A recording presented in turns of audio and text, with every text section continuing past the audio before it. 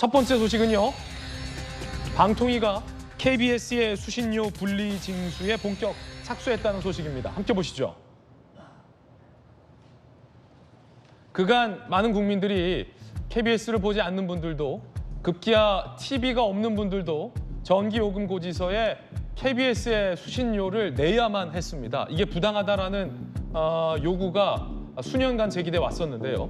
이에 따라서 정부는 KBS 수신료를 분리 징수하는 방안으로 준비 중이다라는 기사입니다. 방통위가 방송법 시행령 43조 2항, TV 수신료, 전기료 등 다른 고지서와 합쳐서 징수할 수 있게 허용한다라는 부분을 결합하여 이를 행하여서는 안 된다라고 수정 방침에 착수했다라는 내용이 보도되고 있습니다.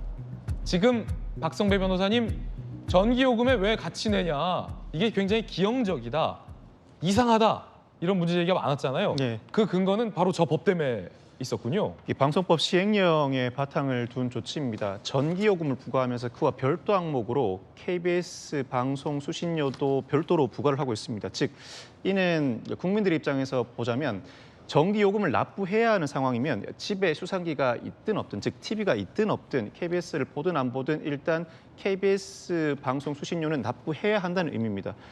통상적으로 가정의 경우에는 KBS 방송 수신료, TV가 한 대 있음을 전제로 그 수신료를 수수하는 반면에 영업장에는 여러 TV가 있을 수도 있죠. 그러면 실제로 그 영업장에 방문해서 설치되어 있는 TV 대수를 판별해서 그 TV 대수만큼 KBS 방송 수신료를 별도로 부과하고 있기도 합니다.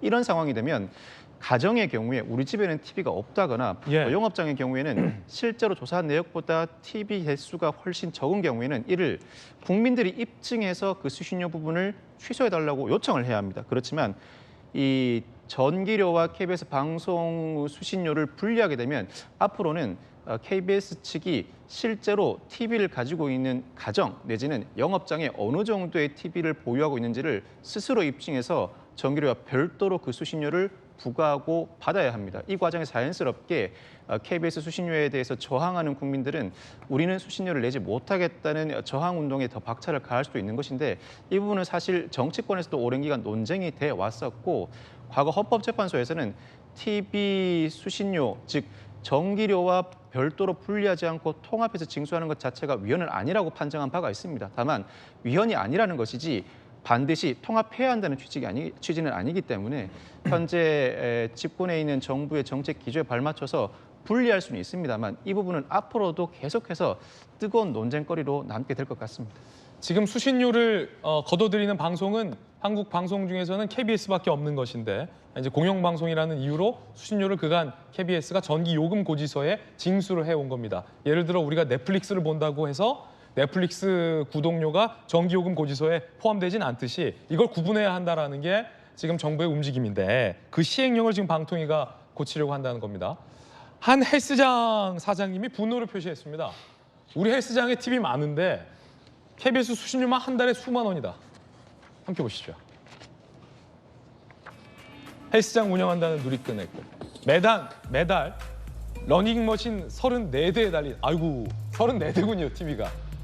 TV 수신료를 85,000원 낸다. 어마어마한 수신료군요.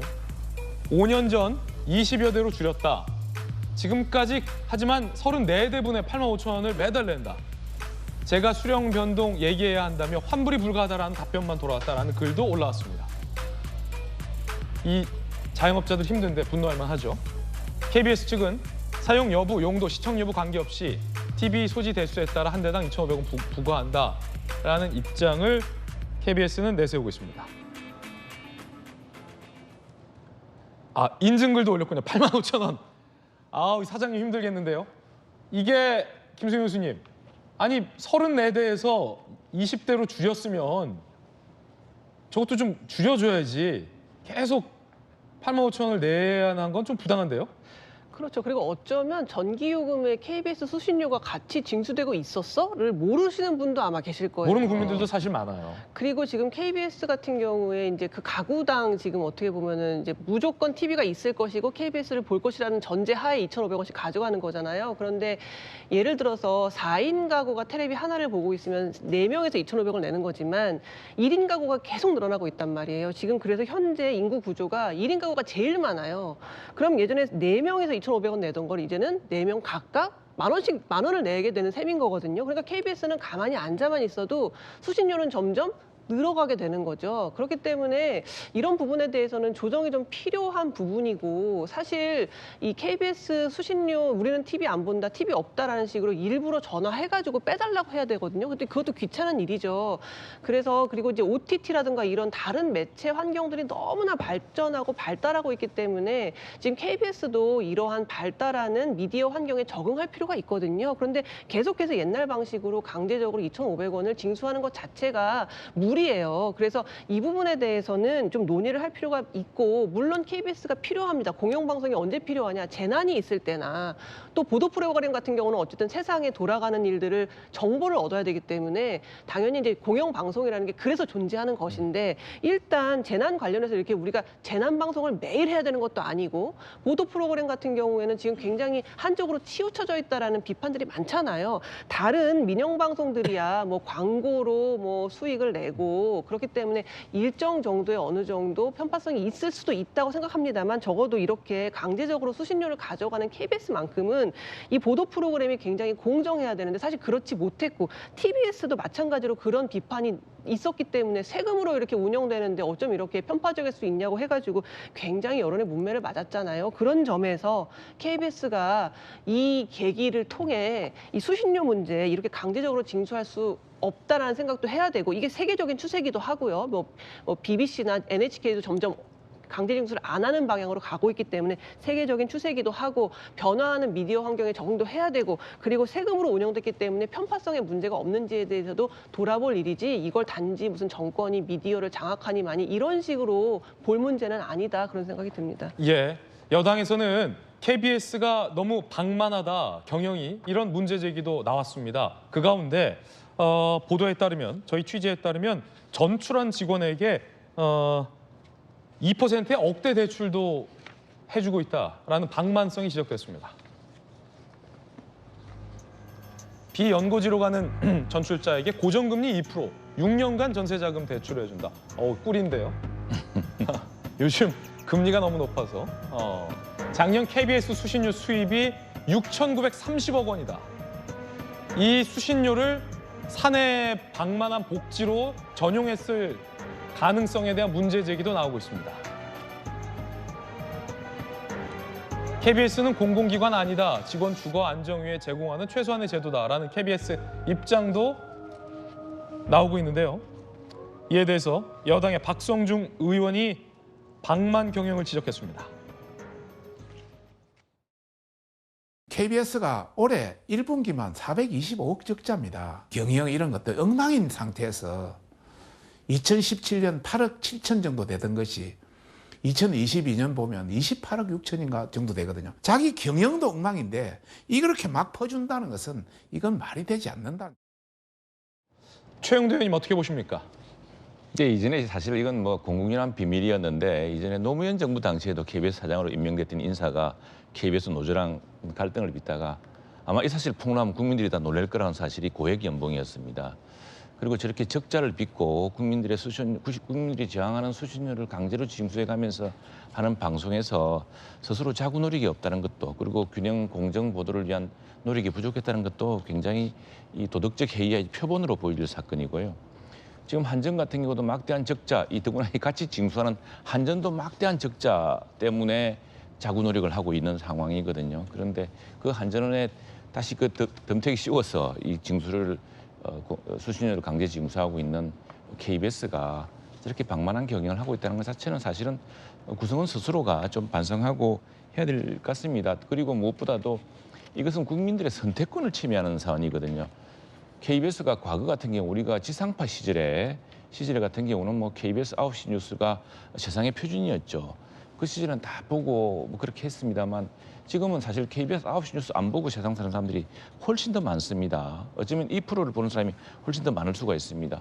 그런데 무조건 KBS만 돈을 내라는 것은 사실은 부끄러운 주장이고 부끄러운 억지입니다. 그래서 영국의 BBC라든가 NHK 같은 경우는 BBC는 2028년에 아주 수준을 폐지하기로 했습니다. NHK도 내리기로 했고요. 그다음에 프랑스 공영방송도 마찬가지고 공영방송이라 하면 모름지기 공영을 위한 최소한의 균형 장치가 있어야 되고 그 공영방송이 국민들 평균보다 훨씬 많은 내부 복지만 또는 내부의 급여만 누리면서 그 국민들에게 해야 될 최소한의 도리를 하지 않는다고 한다면 스스로 자정하는 노력이 또 중요하지 않겠습니까? 자, 민주당에서는 이 수신료 분리 징수를 추진하고 있는 대통령실에 대해서 상당히 비판적인 입장을 보이고 있습니다. 어제는 이런 일도 있었습니다. 야당의 의원들이 방통위를 항의 방문했는데 항의 도중에 강경태 최고위원이 쓰러지는 일도 있었습니다. 함께 보시죠.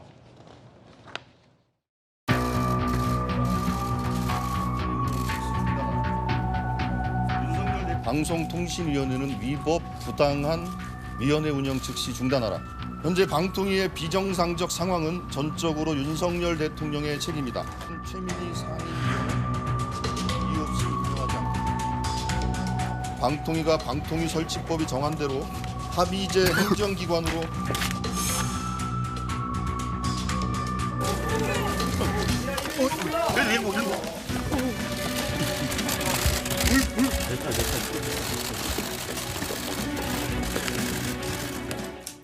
다행히 곧장 정신은 차렸는데 장경태 최고 괜찮습니까? 지금은 안정을 취해서 괜찮은 걸로 알고 있습니다. 예. 그러니까 갑자기 차에서 내리자마자 이렇게 인사를 하고 입장문을 낭독하지 않습니까? 그런 과정 중에서 아마 기립성 저혈압이 조금 온 것 같습니다. 사실 그 굉장히 일정이 바쁩니다. 아침 저녁으로 방송도 나가고요. 실제로 비공개 최고위나 최고위원회, 공개 최고위원 등을 통해서 하루 종일 스케줄이 정말로 분단위별로 쪼개져 있는 그런 상황입니다. 그런 속에서 어떻게든 일정도 챙겨야 되고 지역구 가서 지역 구민들과 또 이렇게 스킨십도 해야 되다 보니 몸 챙기는 게 조금 뒷전으로 밀리지 않았나 이렇게 보고 있는데요. 실제로 쓰러지면서 잠깐 이렇게 눈 감았다 떴는데 모든 기자들이 앞에 있었다라는 이야기를 하더라고요. 그 정도로 몸이 안 좋았고 정신을 차리려고 노력을 했지만 좀 쉽지 않았던 것 같습니다. 예. 지금 수신료 분리 징수에 대해서 민주당의 공식적인 입장은 뭡니까? 그러니까 분리징수는 좀 이렇게 길게 봤을 때는 해야 된다고는 보고 있습니다. 분리 그러나 징수는 지금 찬성이다. 그렇죠. 그러나 방통위원장 임명이 굉장히 좀 석연치 않다라는 입장이거든요. 지난번에도 말씀드렸지만 국회 방송 과방위원장, 그러니까 국회 과학기술통신방송기술위원장이 장제원 의원으로 교체되자마자 한상혁 위원장을 날려버렸어요. 그러니까 이제 방송계를 장악하려고 하는 것 아니냐라는 비판이 나올 수밖에 없는 것이고 심지어 후임 방통위원장이 거론되시는 분이 굉장히 좀 부적절하고 예전에 이명박 정권에서 방송을 굉장히 좀 탄압했던 분이다라는 평가를 받고 있었습니다. 그렇기 때문에 그분 인사에 대해서 항의 방문을 하러 간 것이었습니다. 예.